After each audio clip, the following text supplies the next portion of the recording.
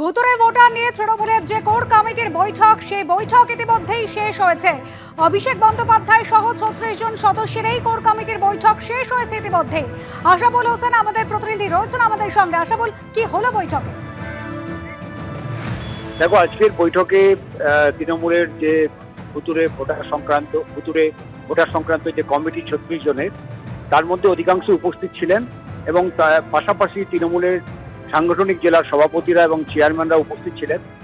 27 তারিখ থেকে তারা ভুতুড়ে ভোট ধরার যে 28 তারিখ থেকে তারা যে শুরু করেছিল, সেই অভিযানে তাদের কি কি অভিজ্ঞতা হয়েছে, সেই অভিজ্ঞতাটা আজকে তারা যে কোর কমিটির যে চেয়ারম্যান সুব্রত বক্সির সঙ্গে তারা শেয়ার করেন এবং পাশাপাশি যে কোন কোন বিধানসভায় ভুতুড়ে ভোটারের সংখ্যা বেশি, সেই সব বিষয় কোথায় বেশি হওয়ার সম্ভাবনা রয়েছে, সেই সব বিষয়েও তারা আলোকপাত করেন। এবং তারা যে রিপোর্টটা দিয়েছেন যে তাতে যে বাংলাদেশ যে সীমান্তবর্তী যে সমস্ত জেলাগুলো রয়েছে, সেই জেলাগুলোতে অন্যান্য রাজ্যের ভোটারদের পাশাপাশি বাংলাদেশের বহু লোক বেআইনিভাবে তাদের এখানে ভোটার তালিকায় অন্তর্ভুক্ত করা হয়েছে এবং এই ব্যাপারে এফআইআর, বিশেষ করে উত্তর চব্বিশ পরগনার ক্ষেত্রে অনেক জায়গাতে এই ভুতুড়ে ভোটারদের বিরুদ্ধে একটা এফআইআর করারও নির্দেশ দেওয়া হয়েছে এবং সেই এফআইআর করার প্রক্রিয়াও শুরু হয়ে গেছে। এবং যেটা বার্তা দেওয়া হয়েছে চেয়ারম্যানের পক্ষ থেকে, যে আগামী 15 দিনের মধ্যে প্রত্যেকটা জেলায় জেলা সভাপতি, সাংসদ, বিধায়ক, ব্লক সভাপতি, অঞ্চল সভাপতিরা তারা একসঙ্গে বৈঠক করবেন এবং বৈঠকের পর তারা আবার বুথভিত্তিক যে সমীক্ষা, যে স্ক্রুটিনির কাজ, সেটা জোরদার আকারে শুরু করবেন দ্বিতীয় পর্যায়ে, এবং যাতে একেবারে নির্ভুল ভোটার তালিকা তৈরি করা যায় এবং যাতে নির্বাচন কমিশনের উপর চাপ তৈরি করা যায় এবং সেই চাপটা তৈরি করতে গেলে একেবারে অথেন্টিক যে কোথায় কোথায় ভুতুড়ে ভোটার আছে, কারা সেই ভুতুড়ে ভোটার, তার তালিকাটা তৈরি করতে হবে।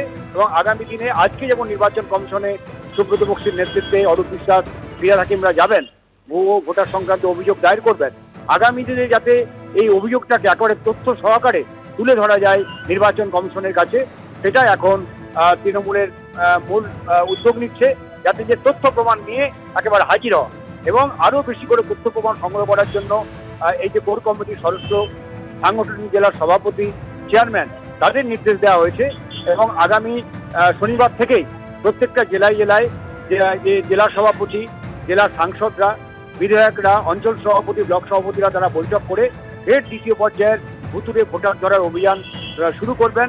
একেবারে বুথ ওয়াইজ স্ক্রুটিনি করবেন, ঘরে ঘরে তারা যাবেন যে কোথায় ভুতুড়ে ভোটার রয়েছে, কোথায় আসল ভোটারকে বাদ দেওয়া হয়েছে, লোকসভা নির্বাচনে যারা ভোট দিয়েছিলেন তারা ভোটার তালিকায় আছেন কিনা। কারণ ইতিমধ্যেই বহু অভিযোগ পাওয়া গেছে, তৃণমূলের তরফে এমনই দাবি করা হচ্ছে যে লোকসভা ভোটে তারা ভোট দিয়েছেন, তারা জীবিত রয়েছেন, এমন বহু ভোটারকেও বাদ দেওয়া হয়েছে। দ্বিতীয় বিষয় হচ্ছে একই রকম এপিক নাম্বারে একাধিক ভোটার, ভিন রাজ্যের ভোটাররা রয়েছে। এবং তৃতীয় বিষয় হচ্ছে বাংলাদেশ সীমান্তবর্তী যে এলাকা, সেই লাগোয়া যে সমস্ত বিধানসভা ক্ষেত্র, সেখানে প্রচুর বাংলাদেশি ভোটারের নাম অন্তর্ভুক্ত রয়েছে।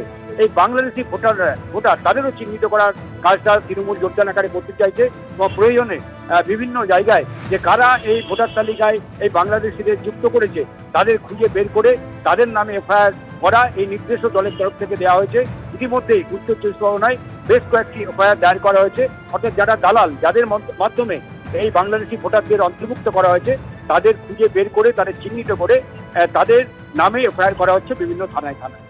এবং যেটা মমতা বন্দ্যোপাধ্যায়ের মূল যে নির্দেশ ছিল, যে এটাই এখন তৃণমূলের তরফে সবচেয়ে বড় কাজ, যে ভোটার তালিকাকে ত্রুটিমুক্ত করা এবং ত্রুটিমুক্ত করতে পারলে 2026-এর বিধানসভা নির্বাচনে তারা একটা বড় ধরনের জয় পাবেন বলে তারা দাবি করছেন।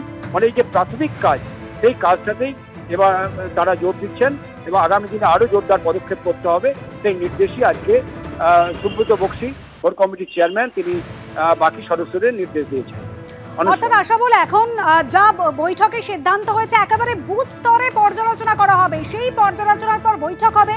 এখনো পর্যন্ত যা যা তথ্য এসেছে তাদের হাতে, সেই সমস্ত তথ্য নিয়ে আজ বিকেলেও নির্বাচন কমিশনে যাওয়ার কথা রয়েছে, সেখানে অভিযোগ জানানোর কথা রয়েছে। আশাবুল, আজকে বিকেল 4:30টার সময় সুব্রত বক্সির নেতৃত্বে ফিরহাদ হাকিম এবং অরূপ বিশ্বাস তার নির্বাচন কমিশনে যাবেন। ইতিমধ্যে আজকে যে প্রাথমিক রিপোর্ট জমা পড়েছে দলের কাছে, সেই রিপোর্ট নিয়ে তারা সেই রিপোর্ট জমা দেবেন নির্বাচন কমিশনে। এবং ভোটার তালিকায় যে প্রচুর ভুতুরে ভোটার রয়েছে, একই এপিক নাম্বার, একাধিক ভোটার, ভিন রাজ্যের ভোটার, সেটা কিভাবে সম্ভব হলো সে বিষয়ে তারা নির্বাচন কমিশনের ব্যাখ্যা চাইবেন। এবং বাংলাদেশি ভোটার, যেটা আরো একটা উদ্বেগজনক, যে ভিন দেশের ভোটার, তারা বিভিন্ন বিধানসভা এলাকায় তাদের নাম নথিভুক্ত হয়েছে, বিভিন্ন দালাল মারফত এই নথিভুক্তকরণ হয়েছে। এই ভোটারদের কিভাবে বাদ দেওয়া যায় সেই বিষয়ে প্রয়োজনীয় পদক্ষেপ করার জন্য তারা নির্বাচন কমিশনের কাছে আবেদন জানাবেন।